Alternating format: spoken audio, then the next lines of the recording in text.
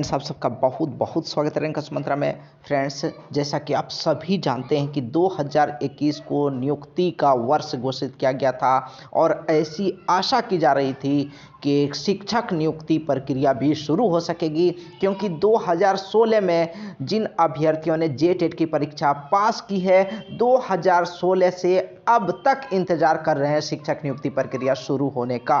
लेकिन फ्रेंड्स, 2021 में तो शिक्षक नियुक्ति प्रक्रिया शुरू नहीं हो पाई। कहा गया कि पहले नियुक्ति नियमावली बनेगी और 2022 में जाके नियुक्ति नियमावली बनी और उसके बाद कहा गया कि अब गति पकड़ लेगी शिक्षक नियुक्ति प्रक्रिया की और जल्द ही शिक्षक नियुक्ति प्रक्रिया पूरी कर ली जाएगी। ऐसा भी माना जा रहा था कि दिसंबर तक शिक्षक नियुक्ति प्रक्रिया पूरी हो जाएगी, दिसंबर तक शिक्षक अभ्यर्थियों को स्कूल आवंटित हो जाएगा। लेकिन फ्रेंड्स, ऐसा हो नहीं सका और दुर्भाग्य की बात तो देखिए कि अब तक इस नियमावली पर, जो सहायक आचार्य नियुक्ति नियमावली बनी है 2022 में, अब तक इस नियुक्ति नियमावली पर कोई वैकेंसी भी नहीं आई है। लेकिन लग चुका है ग्रहण, संशोधन का ग्रहण लग चुका है कि और अब कई तरह के संशोधन होने के बाद ही शिक्षक नियुक्ति प्रक्रिया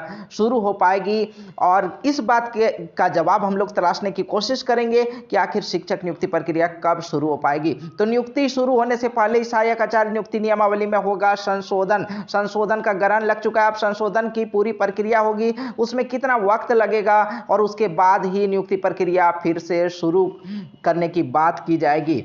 इसी साल गठित सहायक आचार्य नियुक्ति नियमावली में अभी एक भी बहाली नहीं हुई है। बहाली होने से पहले ही इसमें संशोधन होगा।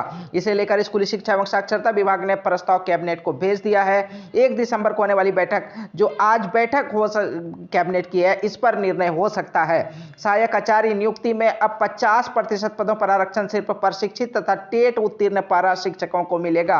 50% आरक्षण को लेकर यहां संशोधन की बात की गई है। तो 50% आरक्षित पदों पर जो आरक्षण है, सिर्फ प्रशिक्षित हैं, जिन्होंने प्रशिक्षण ट्रेनिंग किया है और टेट भी उत्तीर्ण है, वैसे ही पारा शिक्षकों को मिल पाएगा। नियमावली में पारा शिक्षकों के साथ अन्य परियोजना कर्मियों को भी आरक्षण का लाभ दिए जाने का उल्लेख कर दिया गया था और अब उसे हटा दिया जाएगा।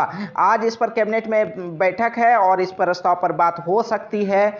आज 1 दिसंबर को पारा शिक्षकों के आरक्षण को लेकर नियमावली में भी संशोधन होना है और इसको लेकर भी आज ही बैठक है। तो फ्रेंड्स, क्या कुछ रहता है आज का अपडेट, ये भी हम लोग लेटेस्ट जानने की कोशिश करेंगे। और जहां तक बात है कि नियुक्ति प्रक्रिया कब शुरू हो पाएगी, तो अब संशोधन की पूरी प्रक्रिया होने के बाद ही नियुक्ति प्रक्रिया शुरू हो पाएगी। और कई बातें बीच बीच में आ जा रही है, जिसके कारण अनिश्चितता की स्थिति बनी हुई है। फिर कहा जा रहा है कि 1932 खतियान आधारित जो नियोजन नीति है, उसके बनने के बाद ही नियुक्ति प्रक्रिया शुरू होगी। ऐसा भी शिक्षा मंत्री ने कहा है कि नियोजन नीति बनने के बाद 1932 खतियान आधारित, तो उसके बाद ही नियुक्ति प्रक्रिया शुरू होगी, ताकि झारखंड से बाहर के कैंडिडेट इसमें ना आ सकें। लेकिन तब तक काफ़ी देर हो जाएगी, क्योंकि 1932 खतियान आधारित नियोजन नीति बनने में अभी काफ़ी समय है, क्योंकि उसे नवी अनुसूची में शामिल करने के बाद ही उसे फिर नियोजन राज्य सरकार के पास आएगा और नियोजन नीति बनाई जा सकेगी। तो फ्रेंड्स, ऐसा लग नहीं रहा है, लेकिन हाँ, इतना ज़रूर है कि जो सहायक आचार्य नियुक्ति नियमावली में है, उसमें कुछ संशोधन की प्रक्रिया जो चल रही है, संशोधन की प्रक्रिया पूरी होने के बाद और नियुक्ति प्रक्रिया शुरू हो सकती है। तो खैर, 2022 में तो नियुक्ति प्रक्रिया शुरू होने के कोई चांस नहीं है। और रही बात सी-टेट को नियुक्ति प्रक्रिया में सम्मिलित करने के, अभी तक कोई भी पॉजिटिव रिस्पांस नहीं मिले हैं, कोई भी सकारात्मक पहल सरकार की तरफ से देखने को नहीं मिल रहा है। तो ऐसा लग रहा है कि सी-टेट को इस नियुक्ति प्रक्रिया में शामिल नहीं किया जाएगा। और शिक्षा मंत्री कई बार कह भी चुके हैं कि सी-टेट को शामिल नहीं किया जाएगा और अभी जो जे-टेट पास अभ्यर्थी हैं उन्हें मौका दिया जाएगा।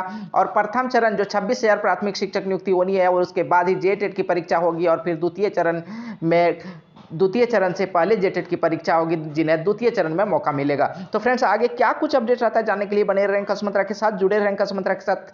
और अगर अभी तक चैनल को सब्सक्राइब नहीं किया, सब्सक्राइब जरूर कर लें। धन्यवाद। जय हिंद।